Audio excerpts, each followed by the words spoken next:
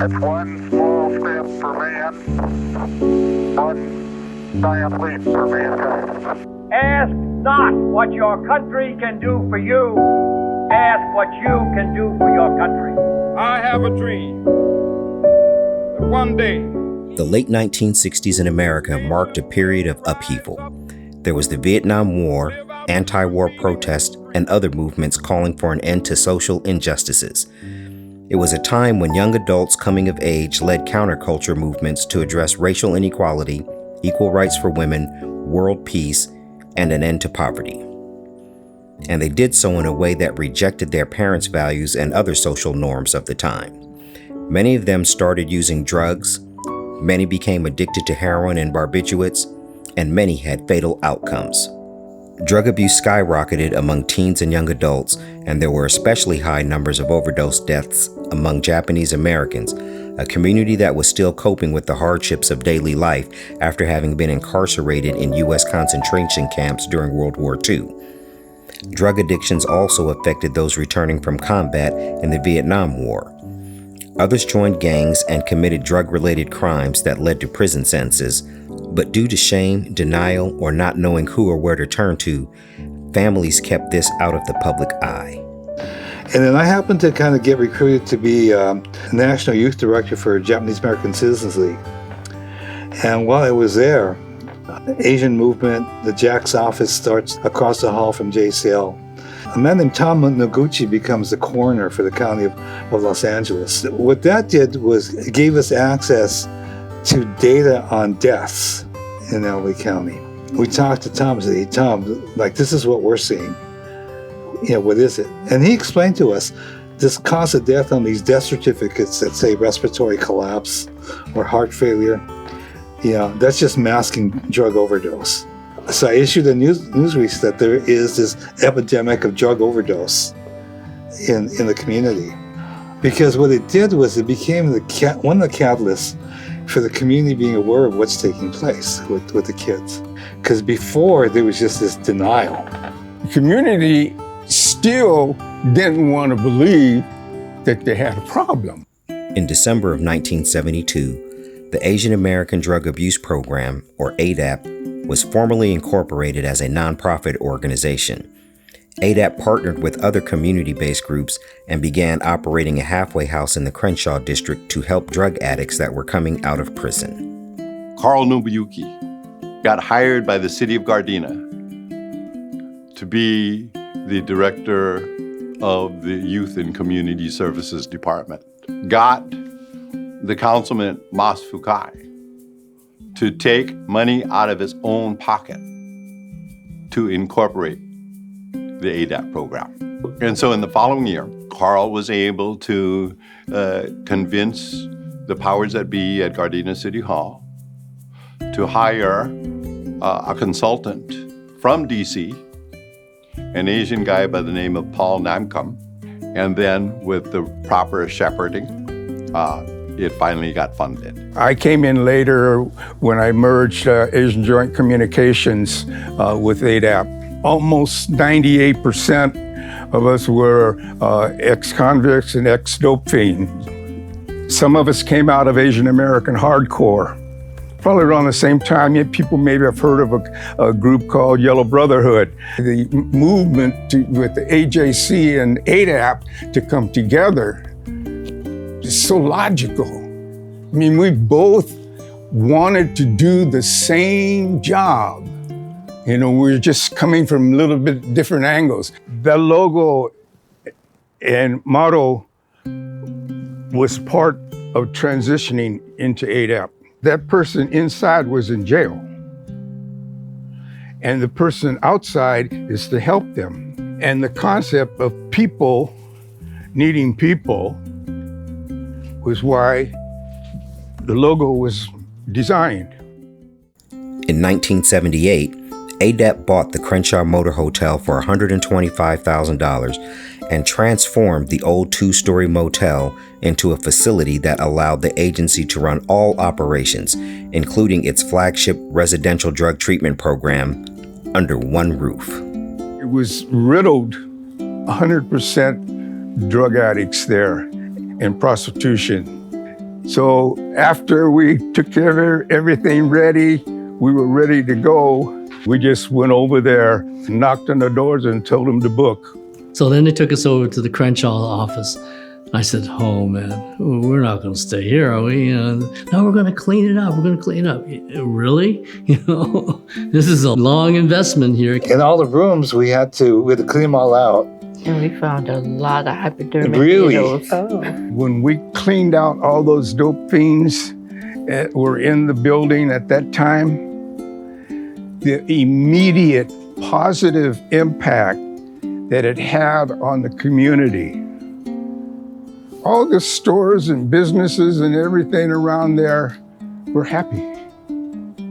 They were so happy that we came in. The assembly people, the Senate, everybody. It had an impact that you can't believe. That was AADAP. That AADAP was on the map. Everybody knew where AADAP was. That was our home for all of the program in those early years. Admin, fiscal, outpatient, and later on, prevention was all there in one building. When we bought that Crenshaw Motor Hotel, we had to transform that into a licensed residential treatment facility. That took about 4 or 5 years. That facility really took AADAP a long way. Right now, that building is still our primary location for treatment. So Tommy Chung and Ron Wakabayashi bought that building at that time, and I don't think they could have ever seen how much we've done with that building since that time. AADAP was a little family. AADAP was housed at 5318, which is currently the TC. We lived Ohana. And it was always a sense of family, Ohana community, and doing something for other people. And it goes beyond just the words. And no matter how long you're away from the organization, or if you move or whatever, and you come back and you kind of just look out at the people, you still feel like you belong. That saying that it takes a village to raise a child, I think that's true. I think we're missing that a lot. So AADAP kind of fills that void. We have an arsenal of volunteers that stay involved because they have a family member that was with AADAP at some point as staff or as a client. That loyalty is something we can't replicate outside of having Ohana as the culture and the value. AADAP has understood that making sure our people are well, making sure we build community, and understanding that if the street isn't paved for you, it isn't paved for me either, even if I'm in a different racial group. So they brought together different Asian American nationalities. They've worked with African Americans, they've worked with Latinos, and everybody across the city who's committed to and believes in justice. So the Asian American portion of that, our name is there, is our heritage, but equally important, we serve the entire community, so we are AADAP for everybody. It's institutional. It's part of the fabric of what this place is, and people understand it. I lived here for 2 years in the TC and learned about myself and how to live amongst people without running away and using, and be part of society and be accountable for myself and also help others. Once I got here, relationship with my family was like completely changed. I really appreciated what the counselors did for me, and that inspired me to work for AADAP. And the reason I'm still involved with AADAP is because I truly owe my life to them. When I get that phone call from a former client, getting an update of what they're doing and where they're at in their life. They say I'm celebrating 20 years clean, and I have a family, and I done bought a house and turned my life totally around, man. And it was real gratifying, man, to do that. AADAP was very generous in opening their doors and supporting anyone that needed help. You know, we had a commitment to expand HPI services in the community. When I became director, I decided that I'm not going to control everything and be responsible for everything. Managers were given all of the authority and all of the access to information and the responsibility to operate their units as if it was an agency. That model paid dividends later on. So I continuously wrote proposals with actually the support of Mike Watanabe. When that funding came in, that became the birth of Employment Access. Actually, Mike Watanabe and I coined that word, Employment Access, because we want to see that employment services should be accessible for everybody. AADAP today, after 50 years, has grown into things that I could not imagine a half a century ago. AADAP at 50, man, is just fantastic to me. It's just, I'm elated.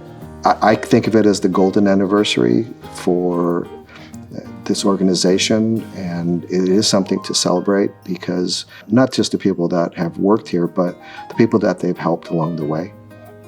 To help and volunteer and to contribute whatever time, money, efforts that you can is probably the greatest gift that any person can offer to another. It's a humbling experience to be a part of it, to be a part of not a portion of that 50 years. Think about what this 50th anniversary is. You know, it's a damn movement. What Marlene's did, what someone's big sister, mother, aunt, all these other folks did, you know, becomes the momentum for things like AADAP to occur. You know, and that becomes the change. I literally grew and became a man at AADAP, right? I was able to start as a youth worker and now become the program director of one of the largest units here at AADAP. And to see AADAP grow from a small to a multi-million-dollar organization, I feel proud. We have to look at this 50th as a celebration of those people that we've helped, right? People we've changed lives. And if you look back 50 years and you study the guys who started AADAP, that's what all those guys were about. They were all about standing up for people. So I think that's a core value that AADAP needs to continue. As soon as I took the role, I had a lot of calls and a lot of support. And so I've been learning a lot. AADAP is very fortunate to have a portfolio of buildings and assets. In my mind, the key elements of sustainability for organizations like AADAP is being able to own and control their destiny with the properties or the assets that they own. Some other things that we need to do is we need to continue to develop our treatment services. We would like to make like a one-stop shop here for our treatment services where we house everything in one facility. That's what the community needs.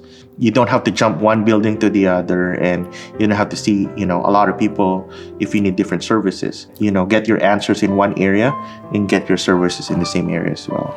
We can be the premier drug abuse program here in South LA. I think AADAP has the potential to do that. And so I think for that one, facilities is a big thing for us. We need to develop one of our facilities. My thanks goes out to all the founders and all the people along the way that had the fortitude and the vision and the perseverance to help AADAP get to the 50th and next 50. Well, I'd just like to thank them. And, we are all here today because of their efforts. There's so many people that put the effort and time. It's because of the people and the people's passion to continue to evolve and fight is why we're here today. They set up the foundation of AADAP as it is today. It certainly rings true today in the way that AADAP operates its programs and in the way that we guide our staff to serve the clients that walk through our doors. I'm really, really grateful to AADAP, for my life today. I hope that I've been able to be of service, not only to AADAP, but to the whole community that AADAP represents. And if there's anything that I could say is, we need another 50 years. Thank you. And so for the staff, you are loved, you are respected. You're lucky to have this, and we're lucky to have you. So it's mutual. That's what we're here for. We work in the community. We grew from the community. and we are here for the community, and we should always remember that we have to serve the people in the community. That's it. And someday you will see. And I thank you for believing in me. Standing by, just keep on singing. Soon I'll be the one you hoped I'd be.